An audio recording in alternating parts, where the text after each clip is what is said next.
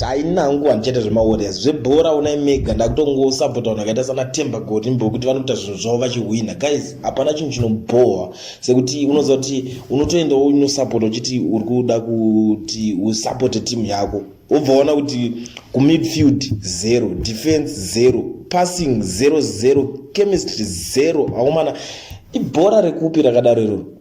But inini zvangu dzimwe nguva ndinogona kusataka kunoblema vakomana ava nekuti zvinhu zvakawanda zvinotaurika, nekuti kwada kutarisa chero ganda ravo unonyatsoona kuti harisi ganda revanhu vanodya magrapes as compared neganda remasouth Africans vavanga vachirwisana navo pakuti vanoqualifya chinchi zvebhora izvi.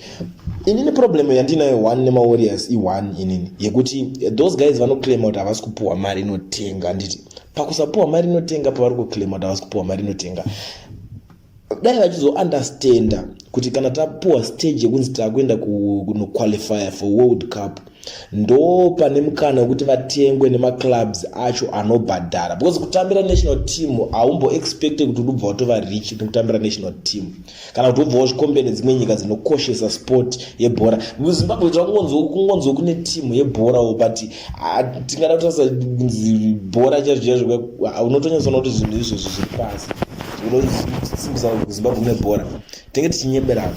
But those guys inini chete ndopa ndine problem now, vanofanira kuunderstanda izvozvo chete kuti alright muri kuclaima kuti hamusi kubhadharwa, but chinzwisisai kuti stage hombe yamunokwanisa kubudirira mubhora iri istage ipi. Ndo stage iyo yacho yekuti vakomana ndo vanokwanisa kutengwa ana Man City anane mamwe matimu ese ndo pavanenge vachitoona macoaches nerimwe timu rese rinenge richitoona kuti nhasi kuri kutamba Zimbabwe versus something, ndorega bhora revato neaccess yekuona, ndo pavanokwanisa kutopika maplayers kuti uyu tinogona kumutora tikashanda naye zvakanaka, because pavachakuona uchitambira certain uri uchiqualify for World Cup vachatanga kufollowa magames anotambwa kumaclubs kwenyu, ubva watoona kuti uri uchi vakutokudenza kana kuri kumatrials kana kuti uchi makutosainwa dhiri. But vakomana vacho vanotanga vane shavi reurombe ibhora ameno ibhora ripi rakadaro. Ameno vamwe vari kungoti toblema coach, asi inini panyaya yakaita seiyi handiri kungoona vakomana vasi serious.